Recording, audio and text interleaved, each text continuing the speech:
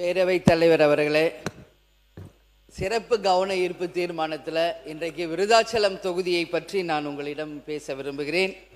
இன்னைக்கு என்எல்சி சிறப்பு கவன ஈர்ப்பு தீர்மானம் இல்லைங்க, மென்ஷன் பண்ண பதிவு அதுவும் என்எல்சி பற்றி இன்னைக்கு பேசினதுனால இன்றைக்கு விருதாச்சலம் தொகுதிக்கு உட்பட்ட அதை பற்றி நான் உங்கள் கவனத்துக்கு கொண்டு வரேன். விருதாச்சலத்தை மாவட்டமாக அறிவிக்க வேண்டும் என்பதை நாங்கள் ரொம்ப நாளா நான் கோரிக்கை வைக்கிறேன். ஒரே திருமுதுகுன்றம் அப்படின்ற பழைய பேருங்க ஆங்கிலேயர் காலத்திலேயே விருதாச்சலத்தை தலைமையை கொண்டுதான் கடலூர் மாவட்டம் செயல்பட்டது. அந்த வகையில ஜங்ஷன் இருக்கு. இன்னைக்கு பல்வேறு விஷயங்கள் அங்க விருதாச்சலத்துல இருக்குங்க.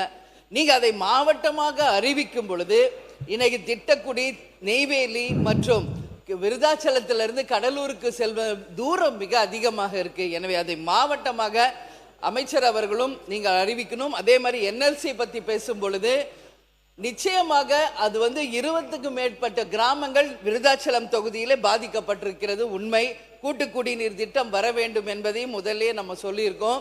ஏன்னா அந்த கால்சியம் இருக்கிறதுனால அந்த கிட்னி பாதிப்பு இருக்கிறது அதிகமாக இருக்கிறது. அது மட்டும் இல்லை, இதுவரைக்கும் அந்த இழப்பீடு தொகை வழங்கவில்லை. இன்றைய வரைக்கும் அந்த விவசாய மக்கள் பாதிக்கப்பட்டு கொண்டுதான் இருக்கிறார்கள். என்எல்சி மூலம் எந்த தீர்வும் விருதாச்சலம் தொகுதி மக்களுக்கு கிடைக்கவில்லை என்பதுதான் உண்மை. நன்றி. 2026-27 ஆண்டுக்கான மானிய கோரிக்கை மீது விவாதம் வாக்கெடுப்பு.